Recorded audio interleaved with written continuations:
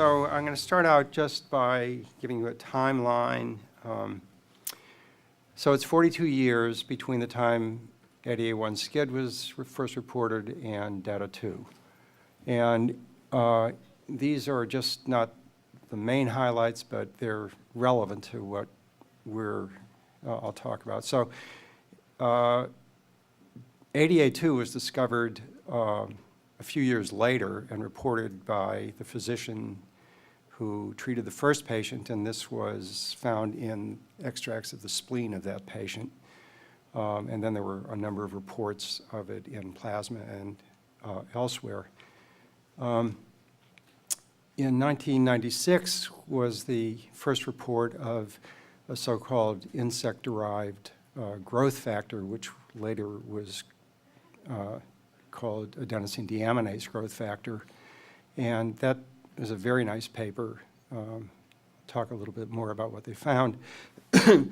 In 2000, the CECR1 gene was cloned and sequenced, and it was pointed out that it was homologous to the gene for the insect-derived growth factor and for parts of adenosine deaminase 1, and it was postulated that both the growth factor in insects and whatever the product was for CECR1 in humans would serve a function to regulate extracellular adenosine.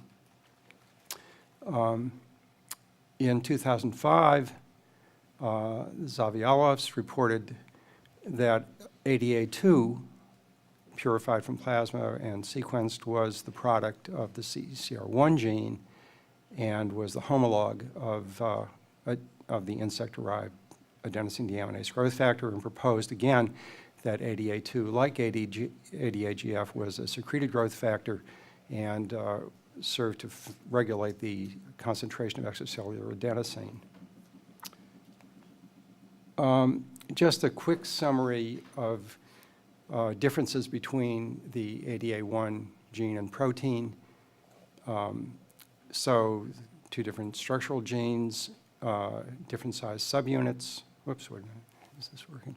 The main thing that I'll focus on is that the Km for adenosine for ADA1 is relatively low, 40 micromolar, and it's 2.5 millimolar for ADA2, at least human ADA2, and I'll come back to that. The difference in sensitivity to the ADA1 inhibitor ENA is the basis for the way we assay ADA2 activity in other people. ADA1 is largely cytoplasmic, but not entirely, and I'll come back to that, whereas ADA2 is secreted, but as you'll hear later, may be functioning intracellularly as well. ADA1 is a housekeeping enzyme found in all cells, and it's really not inducible. Highest levels are by far in lymphoid cells, and ADA2, as I think we all know, is produced and secreted from activated monocytes, macrophages, dendritic cells, B cells, but it's also found in a number of organs. Plasma ADA2 activity is elevated in many inflammatory states, and that's the context in which it's been studied over the years, and in fact is probably to some extent a marker of inflammation. So the differences between SCID and ADA2 I think are well known, but SCID, ADA deficient SCID, is really a disease of infancy in the vast majority of cases, whereas, as we know, ADA2 clinical phenotype is quite variable. The hallmark of ADA1 SCID is a profound lymphopenia that's present at birth, and there is immune deficiency associated with ADA2, but it's quite different. What I'll focus on is the metabolic phenotype of ADA1 SCID, which is very well established, and I'll come back to that. And on the other hand, there's no elevation of plasma adenosine and deoxyadenosine or in red cell deoxynucleotides in ADA2 deficiency, and there's a very strong correlation between metabolic, immunologic, and clinical phenotype of ADA1 deficiency, and it's quite poor for DATA2. This gets back to the point of the consistency of the finding of elevated adenosine and deoxyadenosine in ADA1 SCID, and this is has been turned into a newborn screening test for diagnosing ADA1 deficiency in newborns using the standard Guthrie card. And it's a tandem mass spec method. It was developed in Florence, Italy, and in Tuscany, it's been used at the time of this paper, which is a few years ago, had already been used for 7 years to screen over 250,000 newborns, finding 4 that were identified with ADA1 deficiency, and that's a fairly reasonable incidence for that part of the world. When we first got involved with DATA2, Isabel Meitz had a couple of siblings with DATA2, and we contacted Giancarlo Lamarca in Florence, and some Guthrie cards were prepared, and these patients were negative. That is, their deoxyadenosine level was less than 0.1 micromolar and adenosine less than 0.2 micromolar. So they would have not been picked up by the screen. This just shows you the correlation between elevation in deoxy-ATP in red cells of kids with SCID, and normally it's really undetectable in normal red cells. So this finding of any elevation in deoxy-ATP in red cells is pathognomonic for ADA1 SCID. And when you express missense mutations, and it's now approaching 40 probably, from patients with the disease, there's a wide range of activities that are associated with disease. And then there are patients, this isn't working, that are deficient but not sick, and that's the yellow and the green bars. And you can look at the genotype of the patients and the expression of ADA activity of both of their mutant alleles and predict really whether they will have typical early onset SCID or will have a delayed phenotype or even be diagnosed as adults. And this is a very useful piece of information to know. So very quickly, the pathogenesis of SCID, as I think I see it, and as I think is probably the consensus, is really has to do with the role of adenosine deaminase 1 in, whoops, excuse me, what did I do? In getting rid of deoxyadenosine, not adenosine. And the most important pathogenic abnormality is the expansion of the intracellular pools of deoxy-ATP in rapidly dividing lymphocytes, which triggers apoptosis by well-known mechanisms, inhibits DNA replication, and has some other effects. ADA1 does play a role in metabolizing levels of adenosine, and I will get back to this, both intracellular and extracellular. And, but I'd point out that adenosine kinase has a very low Km for adenosine. It's present in all cells, and it is a very important factor in metabolizing adenosine at physiological levels, because adenosine can get in and out of cells and equilibrate very quickly and can be rephosphorylated by adenosine kinase, and that is often not appreciated. It's at higher levels of adenosine that ADA1 plays a significant role. Then plasma adenosine, as I've said, is elevated in ADA1 SCID, and in spite of the fact that those patients have normal ADA2 levels. However, there's very little evidence of effects of elevated adenosine in producing clinical manifestations of ADA1 SCID. It may very well play a role in some of the non-immunologic problems that they have, neurologic and some other things, but it's not as anything like what you see in DATA2. So I want to finish up with a few slides that get to some presuppositions about the function of ADA2 and ADA2 pathogenesis that I think arose because of the initial discovery of the adenosine deaminase growth factor in insects and its function as an adenosine deaminase. And the fact that ADA2 is secreted. So the presumption was that it must function to control the level of extracellular adenosine, and hence the elevated levels of adenosine that resulted would function or cause disease by causing aberrant signaling through adenosine receptors on the surface of cells, and you'll hear much more about that later on. And that elevated extracellular adenosine does play a role in the pathogenesis of ADA2. So there are a couple of other papers that were published. Whoops, wait a second.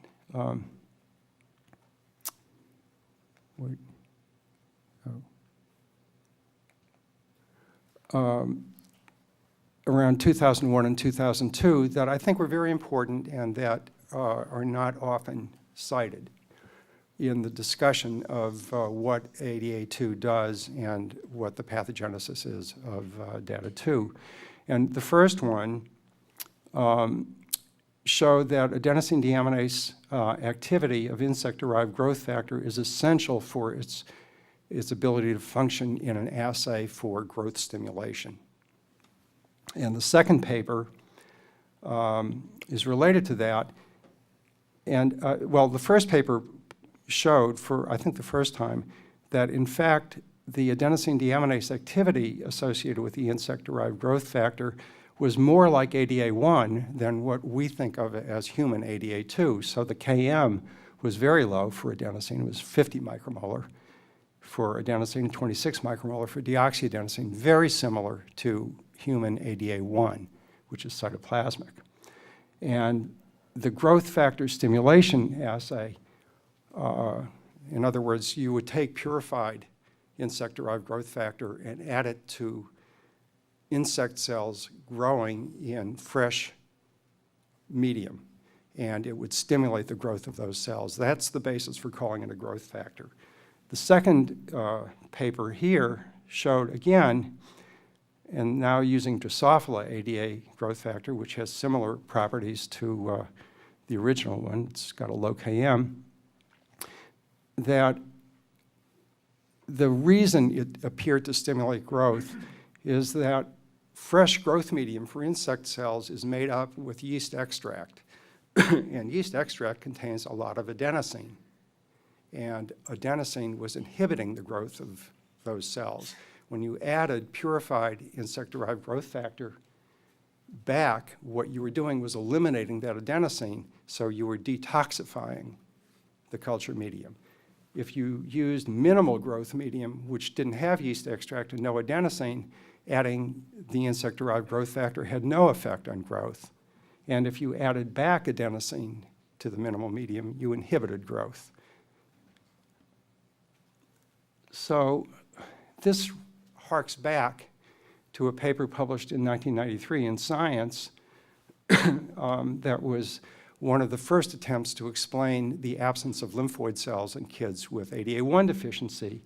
And these investigators showed that if you cultured cells, many kinds of cells, in fact, this had been known before this, in medium that contained adenosine, it inhibited the growth. And the reason they discovered was that the cells were being starved for pyrimidine nucleotides. And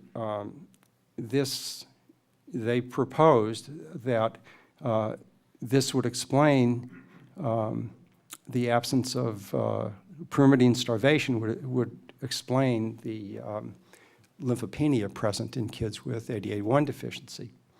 And this keeps getting rediscovered over the years. I came across a paper in a search which used metabolomic screen, tandem mass spec, to analyze the effects of an adenosine precursor on the growth of multiple myeloma cells, and they came up with the same mechanism. It was pyrimidine starvation.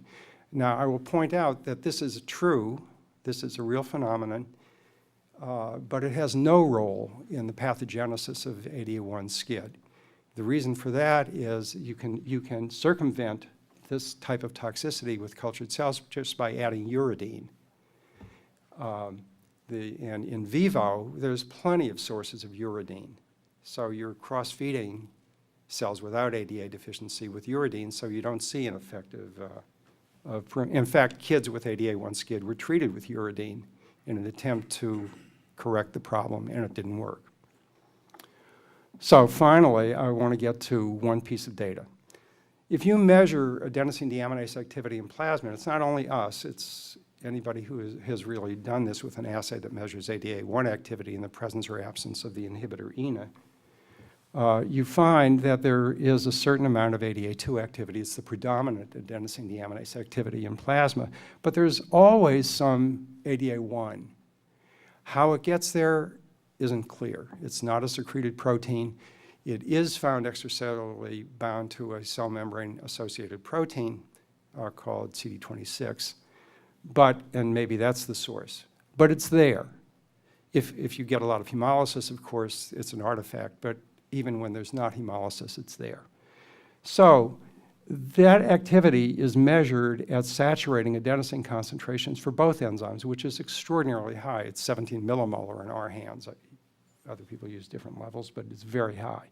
So that's maximal activity. On the other hand, the physiologic concentration of adenosine in plasma is about 0.2 micromolar, or 10,000-fold lower.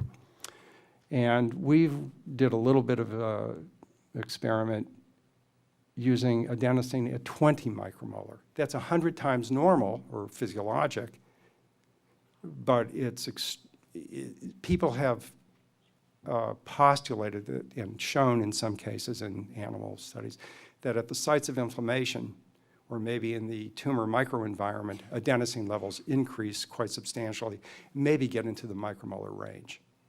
And so this experiment was done with 20 micromolar adenosine, and it's an experiment that follows the disappearance of adenosine. And in the absence of ADA, the top line, there's a little drift. This is a 2-hour time course. If you add 15 micromolar, or milliunits per mil of ADA2, which is very close to what it is in plasma of healthy people, there's a slow rate of elimination of the adenosine. If you add 5 milliunits per mil of ADA1 based on this assay done under maximal conditions, it disappears very quickly, so that by about 15 or 20 minutes, it's mostly gone.